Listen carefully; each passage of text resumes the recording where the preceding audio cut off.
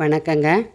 நித்திய மல்லி செடி பதியம் போட்டு இந்த அளவுக்கு எப்படி துளிர் விட்டுறதுன்னு பார்க்கலாங்க. இதுக்கு மண்கலவை நம்ம ரெடி பண்ணிக்கலாங்க. இதுக்கு தோட்டத்து மண் கொஞ்சம், இது காய்கறி கழிவு உரம், கொஞ்சமாக ஆட்டு உரம் நல்லா மக்கி இருக்குது. இது கொஞ்சம் கோகோ ஃபிட்டுங்க. என்னென்னா இந்த நல்லா வேர் பிடிச்சி வர்றதுக்கு கோகோ ஃபிட்டு போட்டால் ஈஸியாக வேர் பிடிச்சி வந்துடும். இப்போ இது எல்லாம் ஒன்றா கலந்துக்கலாம். அதுக்கு முன்னாடி கொஞ்சம் வேப்ப முன்னாக்கு போட்டுக்கலாங்க. அப்போ தான் வேரழுகல் பிரச்சனை வராமல் இருக்கும். எல்லாம் ஒன்றா கலந்துக்கலாம். நல்லா 2 டைம் 3 டைமு நல்லா ஒன்றா கலந்துக்கலாங்க. கலந்துட்டு இந்த க்ரோ பேக்கில் போட்டுக்கலாங்க. இந்த க்ரோ பேக் 1.5 அடி அகலம் 1 அடி உயரத்துக்கு கொஞ்சம் பெருசாகவே இருக்குது. கொடிச்செடி வைக்கிறதுக்கு இது நல்லா கரெக்டாக இருக்குங்க. இந்த க்ரோ பேக்கை எப்படி தைக்கிறதுன்னு நான் வீடியோ போட்டுக்கிறேன், பாருங்கள். இப்போது கலந்து விட்ட மண்ணை போட்டுக்கலாம். மண் சும்மா பாதி அளவு போட்டால் போதுங்க. அப்புறம் மறுபடியும் நம்ம மேலே உரம் கொடுப்போம். தழுத்து வர மண் போடும்போது கரெக்டாக இருக்கும். இப்போது மண் நல்லா காஞ்சிருக்கிறதுனால நல்லா நிறையாவே தண்ணி விட்டுக்கலாங்க.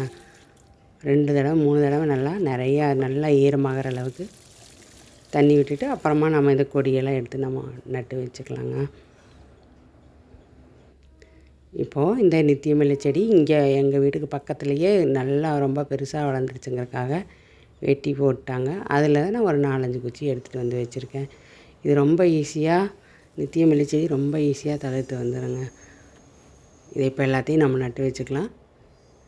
இப்படி கொஞ்சம் கிராஸாகவே நட்டுக்கலாம். கிராஸாக நட்டு வைக்கும்போது ஈஸியாகவே வேர் பிடிச்சி வந்துடுங்க. நம்ம பதியம் போடுற எந்த செடியாக இருந்தாலும் கொஞ்சம் கிராஸாக நட்டு வச்சுக்கலாம். இதே மாதிரி எல்லாத்தையுமே நம்ம நட்டு வச்சுக்கலாங்க.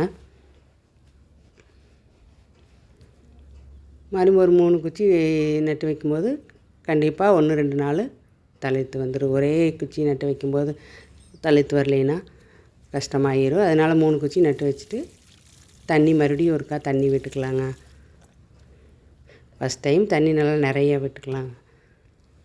அதுக்கப்புறம் இந்த கொணவு காய வாடி போகாமல் இருக்கிறதுக்காக கத்தாழையை சின்ன துண்டாக பிச்சு அப்படி மேலே அப்படியே சொருகி வச்சுக்கலாங்க. இப்படி வைக்கும்போது 10 நாள் ஆனாலும் அந்த கொணவு வெயிலுக்கு காயாதுங்க. அப்போ செடி சீக்கிரமாக துளிர் விட்டு வந்துடும். இதே மாதிரி எல்லாத்துக்குமே நம்ம வச்சு விட்டுக்கலாங்க.